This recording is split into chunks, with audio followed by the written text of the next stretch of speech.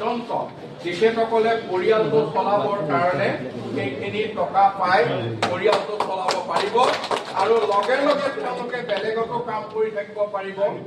মিলৰ আমাৰ vice chairman পলাশ বৰা আছে, আমি তেওঁলোকৰ লগত আলোচনা কৰি মিলৰ বোৰ্ডে ঠিক কৰিছিলোঁ মিলত কাম কৰা সকলোকে ৰেচন কাৰ্ড আৰু অৰুণোদয় দিবলৈ। কৰবাত দুই এটা বাদ কৰিব পাৰে, কিন্তু মিলৰ সকলোকে আমি ৰেচন কাৰ্ড দিছোঁ যাতে তেওঁলোকে ফ্ৰী চাউল পায়। ঠিক তেনেকে আমি অৰুণোদয় দিবলৈ গৈছোঁ, তেওঁলোকে 1250 টকা পায়। গতিকে এই মিলটোৰ অপপ্ৰচাৰ বহুতে চলাই আছে। মিল বন্ধ হৈ গ'ল মানে মিলটো ইয়াত এতিয়া এনেকুৱা হৈছে ভগৱানক আনি দিলেও মিল চলাব নোৱাৰিব, কাৰণ লোকচানত চলিব লাগিব। 2 মাহ পিছত মিলটো একেবাৰে বন্ধ হৈ যাব। গতিকে এতিয়া আমি এই মিলটো যাতে ভৱিষ্যতে খুলিব পৰা যায় সেইকাৰণে মিলটো লোকচানত নচলোৱাকৈ ৰাখি থোৱা হয়। এইটো স্থগিত ৰাখিছোঁ, এইটো একেবাৰে বন্ধ কৰা নাই, 2-3 মাহৰ কাৰণে স্থগিত ৰখা হৈছে। গতিকে এইখিনি কথা মই সম্পূৰ্ণ মুকলিকে খোলাখুলিকে আপোনালোকক কৈছোঁ যে আপোনালোকৰ এই অসম সমবায় মৰাপাট কল অতি সোনকালে আমি পুনৰ মুকলি কৰিম, কাৰণ মৰাপাট কলটো গোলাঘাটৰ মৰাপাট কলটোৰ ওপৰত ইয়াৰ গোটেই পৰিৱেশটো অৰ্থনীতিটো দোকান বজাৰ কথা বতৰা নিৰ্ভৰ কৰে। যোগদান হ'ল কংগ্ৰেছৰ পৰা আহিলে আজি শিলঘাটত বহু লোকে অসম গণ পৰিষদ দলত যোগদান কৰিলে। তেখেতসকল বহু পুৰণি কংগ্ৰেছ দলক নেতৃত্ব দি আছিল আৰু তেখেতসকলে আজি অসম গণ পৰিষদ দলক আঁকোৱালি লৈছে। কিন্তু এই ব্যক্তিসকল সামাজিকভাৱে আমি সদায় পাই আহিছোঁ, আমাৰ মাজত কোনো পাৰ্থক্য নাছিল। তেখেতসকলে বেলেগ এটা দল কৰি আছে যদিও, গতিকে আজি আমি আনুষ্ঠানিকভাৱে তেখেতসকলক আমি স্বাগতম জনালোঁ।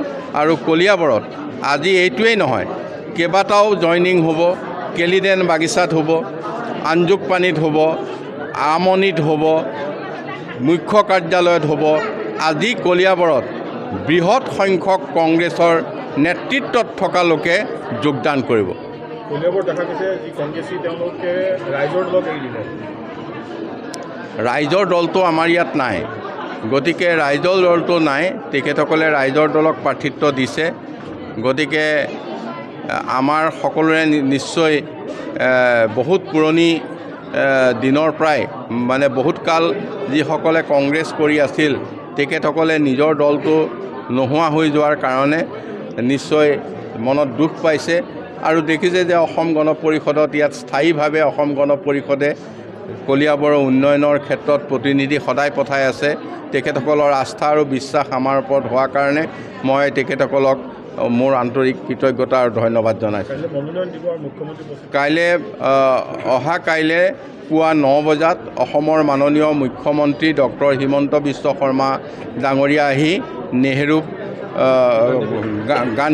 গান্ধী পথাৰত আহি উপস্থিত হ'ব আৰু আমি আমাৰ যি মনোনয়ন যাত্ৰা তাত তেখেতে আশীষ প্ৰদান কৰি আমাক আগুৱাই যাবলৈ উৎসাহিত কৰিব। গতিকে কলিয়াবৰৰ সমূহ ৰাইজক আমি সেই অনুষ্ঠানলৈ নিমন্ত্ৰণ কৰিছোঁ। ডক্টৰ হিমন্ত বিশ্ব শৰ্মাৰ উপস্থিতি মানে কলিয়াবৰ হয়তো নিশ্চয় আৰু এখোপ আগুৱাই যোৱাৰ এক নতুন আভাস আমি পাম। শিলঘাট জুটমিলটো অতি শীঘ্ৰে খুলিব বুলি পেলাই শিলঘাট জুটমিল মৰাপাটৰ অভাৱ নহয়, মৰাপাটৰ দাম যিহেতু বৃদ্ধি হৈছে তাৰ কাৰণে আমি মিলটো সাময়িকভাৱে বন্ধ ৰাখিব লগা হৈছে। আমি যদি বন্ধ ৰাখিছোঁ তাৰ সকলো কৰ্মীসকলক আমি মাহিলী এটা বেতন দি আছোঁ, যাতে তেওঁলোকৰ পৰিয়ালটো চলাত কোনো ধৰণৰ অসুবিধা নহয়। আমি আশা কৰিম অতি সোনকালে মৰাপাট ওলোৱাৰ লগে লগেই এই মিলটো আমি পুনৰ আৰম্ভ কৰিম।